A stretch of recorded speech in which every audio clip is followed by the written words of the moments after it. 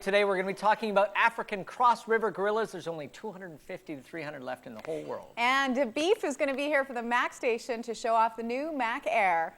Mac. Ah, and I'm a PC.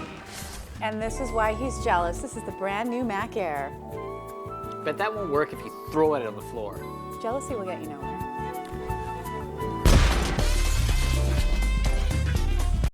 Wildlife artist Daniel Taylor and his wife Ginette introduce us to their new friends they'd like to help save. Hey everyone, it is Wednesday, February 20th, 2008. Welcome to Urban Rush. I'm Fiona Forbes. And I'm Michael Eckford. Lunar eclipse! Okay, so there's a lunar eclipse. It's supposed to be at what time tonight? I believe 7:20, which is, if you're doing a little math, 3 hours after 4:20. But it's supposed to be a full lunar eclipse across all of North America. So the whole moon goes dark and will never come back again. So wait a minute, and we it'll will be die. like a nighttime sky. Yeah.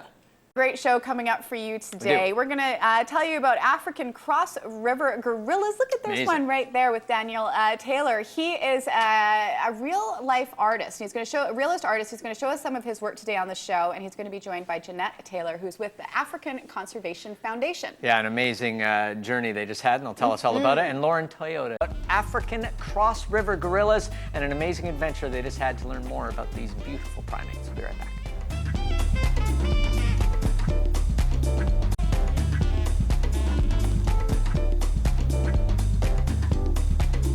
Everybody, about to learn about some very amazing gorillas. Yeah, our next two guests just returned from probably the experience of their lifetime, living amongst the people and the area that houses the African cross-river gorilla, of which there are only 250 to 300 left in the world. We are very happy to be joined by Daniel and Ginette Taylor. How are you guys? Hey, thank you. All right. Well, I don't know where to start really. Well, maybe tell us about these the gorillas. gorilla.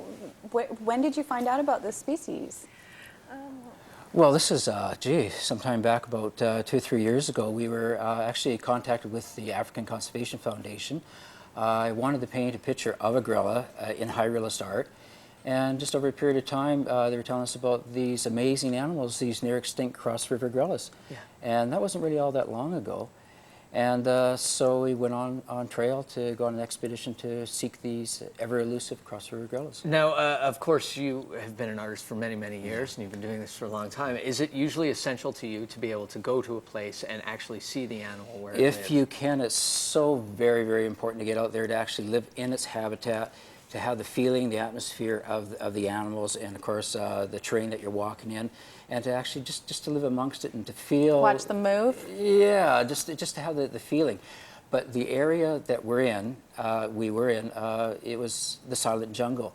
And this is what Ginette will explain to you. Ginette, what was it like? Was this area? Yeah. Well, it's a cruel reality to me, like to walk through a jungle and you don't hear any animals. You see snares where they're trying to get the smallest animal they can. Playboy, as we called the fellow that took us in there, actually there was a piece of meat that was there for over a week. It had maggots on it, and he was still flipping it over, trying to see if there's part of it that he could take. That's how much they value their meat there. So that was amazing to me. And this is part of, obviously, what's happened to the gorillas and many other animals is, so how much of what you guys were going to do, or how much of what you ended up doing when you were there, was just talking to people about this idea of conservation and maintaining what was around them for themselves, for the culture? We were there to learn the program that's in place that Louis Nakamba, he's the director of the African Conservation, has been set in place. He's been working hard for the last 6 years. He's been born and raised there, knows the traditions, the politics, and he knows surveying and the field work, and that's the key to carrying this out.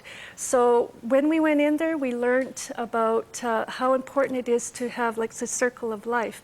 So in order to accomplish to saving these gorillas, you have to do the field work, you have to include the government and the kings, the fawns, to make things work smoothly.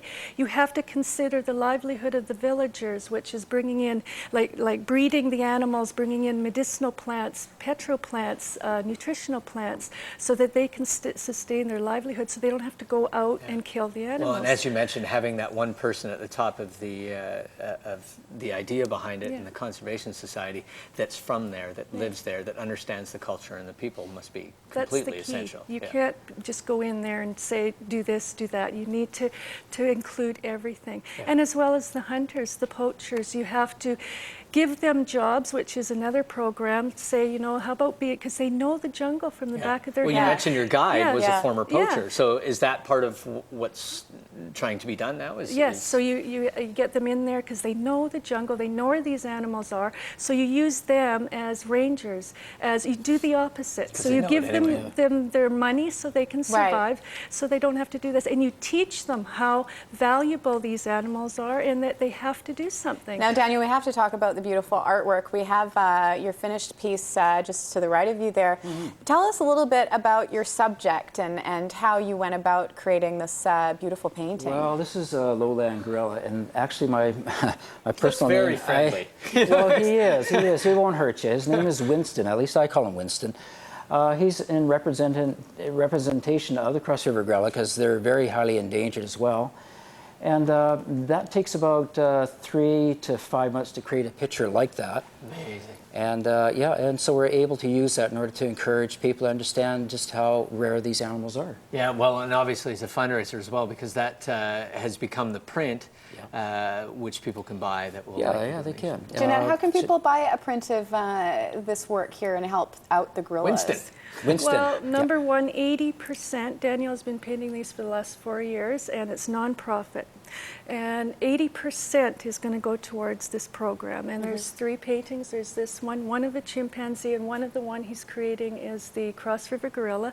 So we have available this wonderful print at home, or you can get it through the website of the African Conservation Foundation. And who's in this other painting that we've got here? It's a young boy. Is this inspired by your travels? Well, actually, like many of the children there in Africa, and of course down in the area, in the Cameroon area, the children there are completely deprived of all the necessities of life and that. And this also is to encourage the awareness of helping the children down there. The Nature for Children's program, we have that going on. And once again, that's an amazing program too. Well, and that must have been a huge part of the experience that both of you had, is not just obviously going into the jungle and learning more about the gorillas, but the people that live there, and the society, and the children, and the families, and the kingdoms, and pretty much everything. Well, education is one of the #1 things you have to teach these people. They think there's going to be an animal across the next hill, there's going to be more farmland, there's going to be, it's never going to run out. And the children, they have never seen these animals. It was the first time they've seen a film. So that's what the education was, to show them what's in their environment and to teach them about it. It's because they're the next generation, and it's got to start from there. And that's why education is important for the children as well as the adults that are there too, so they can make alternative options. And we do have a solution, and so that's what we're here to speak about. This experience must have changed your life entirely, Daniel. Change your perspective. In many ways, a totally different perspective. It's given me a great awareness, of course. Even prior, before going, I wasn't sure exactly how the experience would be to actually be down deep within the heartland of the Libyan Highlands there. And then to experience the feel, the smells, the emotions, and to see these things and to share it with, of course, with Ginette and the other team members, it's just, it's mind-boggling, as well as it's very encouraging, because you know that you do have a solution, that you can help the animals and you can help the people if you have a way of doing it, which is what we are offering. Yeah, you put that plan in place. Thanks so much, you guys. And if you want to print of our little friend Winston, I shouldn't say little because I'm sure he's gigantic.